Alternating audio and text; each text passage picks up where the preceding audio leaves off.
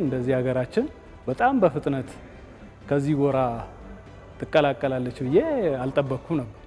ግን አሁን ባየነው ደግሞ በፍጥነት ወደ ሰለጠኑትና ወደ አደጉት ሀገሮች ወደሚጠቀሙበት ቴክኖሎጂ መቀላቀላችን በጣም ደስ ብሎኛል፣ አስገርሞኛልም አስደንቆኛል። ከተደመምኩባቸው ነገሮች አንዱ በጤናው ዘርፍ ላይ እያደረገ ያለው ለምሳሌ ቅድመ ምርመራዎችን በካንሰርም በስኳርም ቅድመ ትንበያዎችን የሚያደርግበት መንገድ በጣም አስደስተኛል።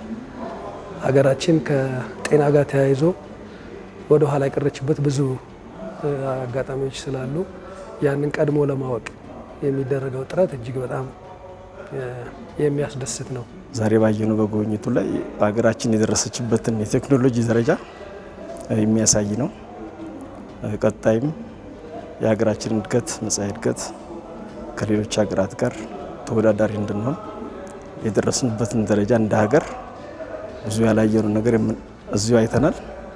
ስለዚህ ብሩህ ተስፋ ብሩህ ጊዜ እንደሆነ ለመርዳት ችለናል ማለት ነው።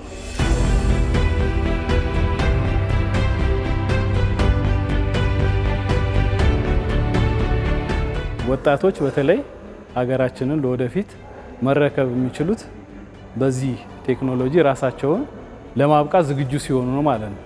ከዛ ውጪ ግን ከዓለም ኋላ ነው የምንሆነው ማለት ነው። ሁሉ ሰው ደግሞ ይሄንን እንደ ተቋም የባለ ድርሻ አካላቶችም ሆኑ መንግስት ሀገራችንን ከሰለጠኑት ሀገር ጎራ እንድትቀላቀል መተባበርና ለዛ ዝግጁ መሆን አለበት የሚል ሀሳብ አለ። ኤአይ